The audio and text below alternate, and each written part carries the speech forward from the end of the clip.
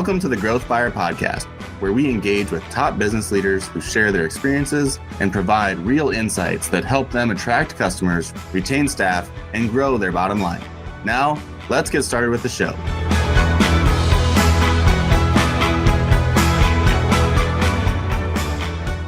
Hello there, I'm Mark Reifnath, the host of the show, where I feature inspiring business leaders from various backgrounds and industries willing to share their perspectives on healthy cultures and motivated teams. Past guests have included Raymond Watt, a great leader and a great YPO servant leader. If you haven't listened to that episode, I would highly recommend it. This episode, as always, is brought to you by SpinnyTech. SpinnyTech is a premium digital growth agency that specializes in revitalizing lead generation strategies and accelerating online sales for top brands. To learn more, go to SpinnyTech.com. And now for the fun stuff. We've got an amazing guest. Sofyan Almoayed is the incoming YPO Global Chairman for 24 and 25. He is also the CEO of Almoayed Investments, a multidisciplined family business established in 1999, specializing in real estate, travel, technology, contracting, transportation, and F&B sectors, relentlessly providing value through growth and diversification in the MENA and North American markets. With that, welcome. I'm super excited to have you. We met last fall in Milwaukee, and I've been so excited to have you on. So thank you for doing this and welcome. Thank you so much, Mark. So good to see you again. Thank you for having me on the show. Absolutely. Absolutely. So, all right, my first question is always, you wake up in the morning, you got to get pumped up, you're walking to your desk. What's that walk-up song or entrance song playing in your head every morning? I think I'm not big on music, but it depends on the day ahead of me. If you're walking into a jungle, it's in the jungle, I'm a woman, my way, that kind of thing. If you're walking into, I have no idea. It just depends. It could be anything from a creepy song, if the situation is creepy, to money. If I'm looking forward to making a deal, to you name it. But I'm not big on music, to be honest with you. Oh, good. Mine would change. I have some go-tos, but it would change based on the fires you got to put out that day too. So I get that. Yep, all absolutely. Right. You've been in YPO for quite a while. Help me understand, when did you join YPO and how did you discover YPO originally? We didn't have a chapter in my home country, which is Bahrain, and we were invited, a whole bunch of us, young business people. We had heard of each other, we hadn't met, and we were invited to a dinner. Which was odd because we didn't know what the purpose of dinner was. And we got together, and then very fancy, really nice. And they said, we'd like you to welcome our speaker. And we looked around and we couldn't see anybody who looked like he was a speaker. And they said, please welcome His Excellency, the president or the past president of Costa Rica. And one of the people sitting at one of the tables stood up and started talking to us. And that was the introduction to the only in YPO concept. We have a president or ex-president of a country sitting with us. We didn't even realize it. But that's where the sort of the love affair with YPO started. 2004-ish. I think it was 2004. And we started the chapter 2005. That's awesome. That's a very unique path to YPO. Okay. So since then, you got in the forum. Help me understand, starting a new chapter is a little bit unique, but where were you at in your business journey when you joined YPO? How old were you? Did you have other mentors? Was YPO a very welcome thing to kind of fill that void? I didn't, unfortunately, not in YPO. I had just started a new company with the help of my father. I was 32-ish, roughly. So I didn't know anything about business. I mean, looking back then, of course, I knew everything about the whole world. But today, when I look back, I'm thinking, how did I survive? How did my father trust me to start a business and support me with it? YPO has been eye-opening. I attended just 6 months into it. I attended my first GLC in Cape Town, and to be able to be 32 and to speak or to listen to somebody like Desmond Tutu speak about South Africa, to listen to the stories of success from so many business leaders around the world. It wasn't something I had ever expected to experience. So it was just eye-opening. And it wasn't mentorship per se. It was sort of just watching what people are doing. People mentored me without knowing that they mentored me. And it wasn't just normal YPOers. It was the speakers. It was the resources. It was you take tidbits of information from everybody and you just combine it all into your life experience, you know. Wonderful. And have you been in the same forum? Have you been in multiple forums? Talk a little bit about your forum journey. I was in a forum when we first started the chapter, and that lasted a few years. The problem with a country as small as ours, and we come from a really small country, is that society is transient. So, as was bound to happen, CEOs of banks and organizations moved to other positions in other countries. So the forum dismantled eventually. And I started a new forum, which again dismantled 10 years later.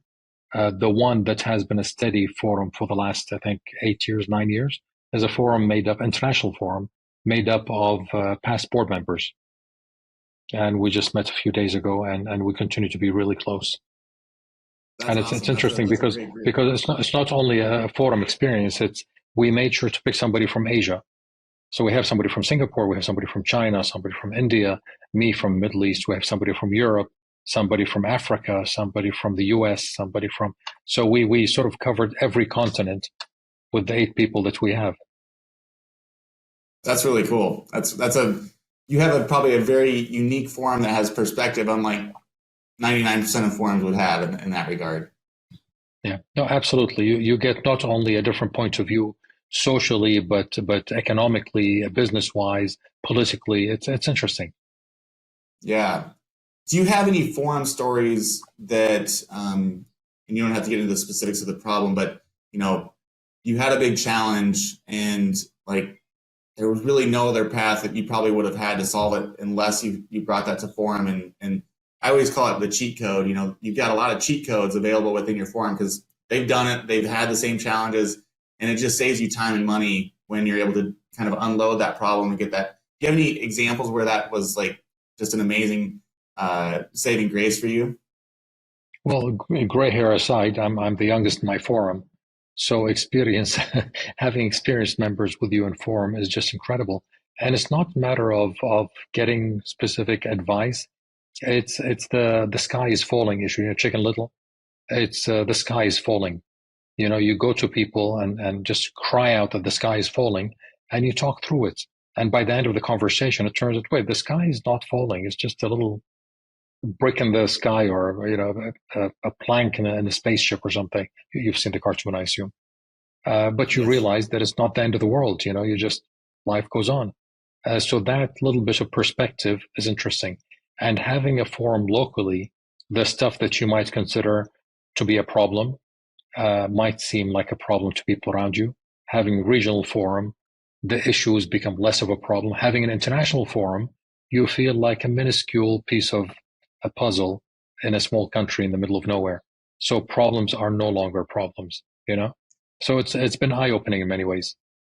Yeah. So okay. So what's the advice there that you could give somebody? Is maybe I heard maybe 2 things. One is talking the problem out loud instead of just in your brain to somebody oftentimes help you solve it without even needing somebody to give you perspective, but just literally talking about it out loud is a healthy thing. So that's maybe one piece of advice. And then the second one is also even maybe more interesting, is the perspective on your problem is more important than the problem itself.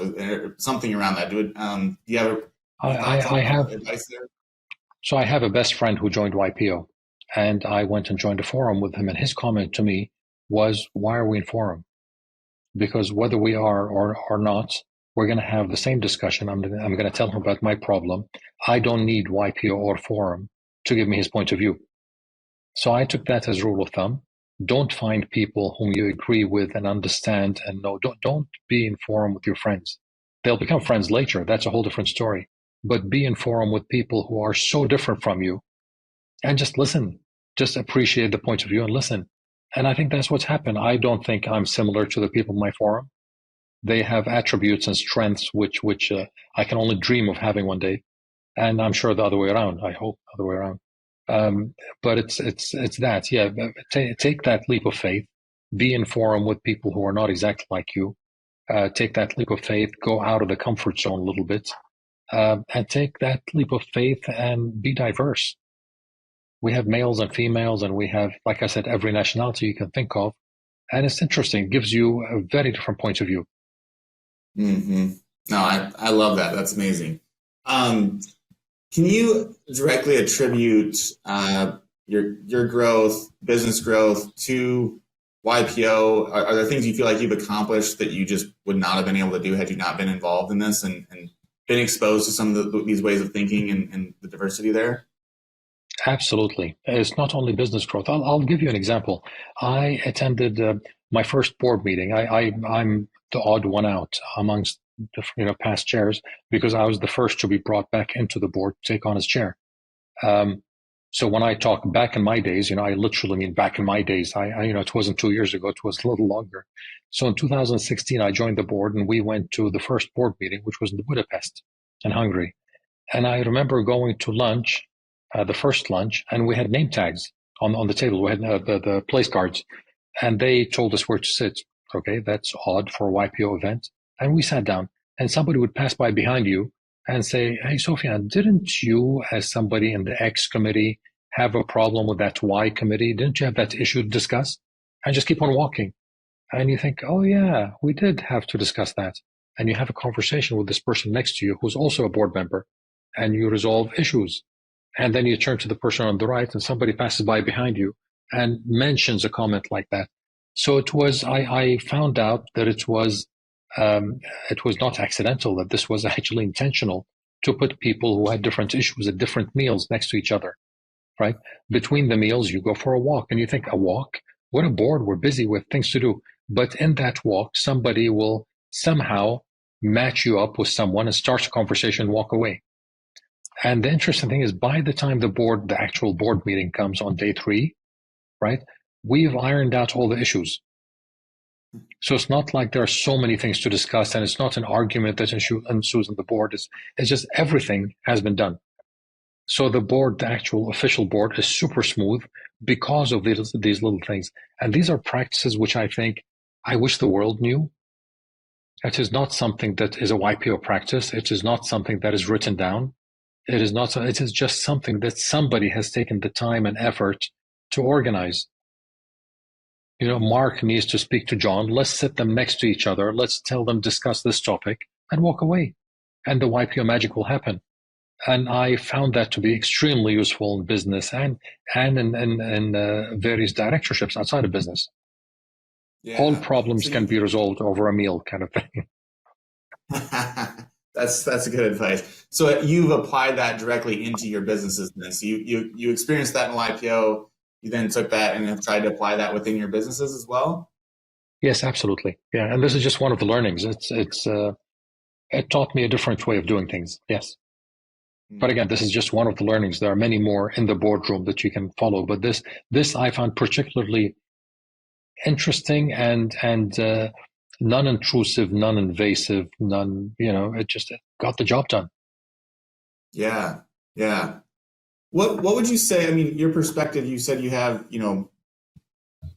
8+ countries in your forum. Yes. So just that global view and culturally, the way that in America we conduct business versus Europe, Middle East, China. I mean, those are all very different flavors of how you do business. What would you say are maybe some universal learnings you've had having listened to all those different perspectives that you think are just, as any business leader, man, this is something you could take away? It's a really good question. It's you find out, or you begin to recognize that a family business is a family business, regardless of where you're from, regardless of the size of the business. You realize that somebody from China or the Middle East or South Africa or the US or anywhere, it's just a family business. You realize dynamics are the same. You realize that humans are humans at the end of the day, that everything else is just detail, and that took me a while to recognize. You supersede your prejudices, you supersede your your misconceptions and preconceptions of people and countries. You realize that, I'm not going to say we're all YPOers because it sounds corny, but you realize we're all human. We have the same issues, That's well said. We're all human. We're all people. We have these problems. So the family part, that's really, really good. And that was probably a relief for you when you realized, oh man, this isn't just my family. This is well, the sky is not falling. Yep. Yes, yes. Yes. I actually think, in YPO, you have entrepreneurs, hired guns, and then the family run businesses. I think the family run is probably the hardest category. They're all hard for different reasons, but the family one, the dynamics there are very interesting. What I've witnessed, anyways, and I'm sure you've witnessed a lot of it too. And but I also have seen family run business to family run business, the ability to help each other, like you're saying, is very powerful. And I'd call that one of those cheat codes of, the sky's not falling, or, my father, my mother, my sister, my brother, whatever, working through those problems. It is helpful for perspective of, okay, I'm not the problem. And this is just the construct of the situation is maybe The way it goes. Yes, absolutely. Yeah. And not only that, it's sorry, go on. No, go ahead. Keep going. It's not only that I mean, by default, the way YPO is set up and the amount of time it takes, we tend to attract family business people, because a CEO of an organization, a hired gun, is not going to have the time to give that a family business person is going to give. So our biases within YPO are based on that, right? I can step away for a year to become a chairman of YPO. I know my brother's there. I know my family's there. Somebody's going to run the business. I know I can take time off and so on. I can't imagine somebody who's a full-time professional CEO doing the same thing. Yeah. So you said you were roughly 32 when you joined. Your dad helped you start the business. You knew everything at 32. Now you're a little bit older and a little bit wiser, and you realize you don't know everything. In reflecting, are there some key lessons or perspectives that you can now see, oh man, my dad was right, or that was a really good rule or view of business that he had? Do you have any of those takeaways that you're able to see now, being able to look back? I mean, a lot of 90%, 95% of the learnings that he had were absolutely correct and on point, and he knew what he was talking about. There are little things that are more appropriate, that haven't aged well from their generation, obviously. But everything else, I think, let me put it this way. If he had lived, I mean, he's still alive, and if he had lived in my era and was my age at my time, I think he would have gotten it absolutely perfectly, and he would have done the same things I'm doing. So you take away these little factors that change with time, and I sent a picture to Raymond, whom you mentioned when he first started, the chairman of the board. I sent him a picture of the board in 2016 when we first started, and all of us were wearing suits and ties, and the official board photo. And I sent him at the same time a photo of us in our first meeting now in 2023. And half the board are wearing shorts and T-shirts, and so things have changed, and the culture has changed. Just business culture has changed so much. You don't very often see anybody wearing a tie anymore, right? You see people dressed like me even less, but that's a whole different story. Yes. I agree. And, maybe it's I'm about to turn 46, but my generation, I think we do want a more casual, I think we seek more fun within business. We don't have to separate the two. It can be fun with business as opposed to have fun and then work. And so it is interesting though how the youth drives into the culture of business over time as well. So I'm sure I will have to deal with some of the changes that I won't agree with it at some point too. Yeah, well, I turned 50 yesterday, so yes, I sympathize. I'm roughly your generation. Yeah. Talk to me about, if you can share an only in YPO experience. There's been some really crazy ones on this podcast that have been talked about. So if you have one that you can share, that would be awesome. I talked about this experience a couple of times. I mean, I was blessed and lucky to have been on the board, because we're considered as a country by the rest of the world, by the governments in the world. So when you go someplace, you are called upon to meet with the powers that be in that country, right? So I've met a lot of interesting people. But I remember once we had a meeting. I invited the board and past board members to meet in Saudi Arabia. And we went to Saudi and we met with somebody very senior, a minister. And he said, let me tell you about Saudi, as everybody else does. And we said, I told him, I said, if you don't mind, we've been here for the last few days and we've listened so much to stuff about Saudi. Would you mind if we tell you what we think about Saudi? And this was 2017. And he goes, go ahead. And he picks up a pen and goes, go ahead, tell us. And we went around the table. There's 22 of us. And every single person gave him their thoughts about Saudi and what Saudi should do. Right? This was 2017. He saw me 6 months ago. And he said, are you still in touch with these people who you brought to Saudi in 2017? This was October 2017. I said, yeah, I'm in touch with them. Yeah, why? He goes, when you see them, tell them, please, we implemented every single suggestion they made. Now, when you see the changes that a country like Saudi has gone through recently, and you see the improvements they've made in allowing, just complete openness and complete opening up of everything. And when somebody comes and says, in part, this was due to YPO, thank you. It goes a long way. That's crazy. That's a really, really good one. I feel like you shared some of the similar stories at our regional meeting back in September. Some statistics about YPO is like the fourth largest GDP when you combine it or something like third. Yeah. I mean, those are crazy, and so that's a really.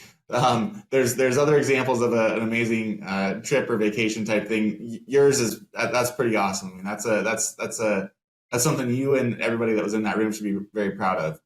Feedback. We're roughly $9.5 trillion in terms of size, in terms of GDP, so to speak. We have $1 billion roughly of transactions on a daily basis. Yeah. So yeah, we're a big country. And well, like I told you when I met you last time, the difference between us and any country is that we can send an email to every single citizen. Right. Yeah. I have to ask, I'm a bit of an F1 fan, newer fan. I'm probably about 5 years in now. Next week. You've got testing happening right now. I'm assuming you probably have a little bit of an interest in F1. So have you been to the race? Have you had some YPO events at the event there in Bahrain? So the launch of the chapter in 2005, I think it was an F1 themed launch. And the MC was Sir Jackie Stewart, who was a racer from the 60s, I think. Bahrain, the race in Bahrain has been going on for the last 20 years. It started in 2004. This year is 2024. It's going to be next week, obviously. Sadly, during the GLC, so I'm going to have to miss it this year.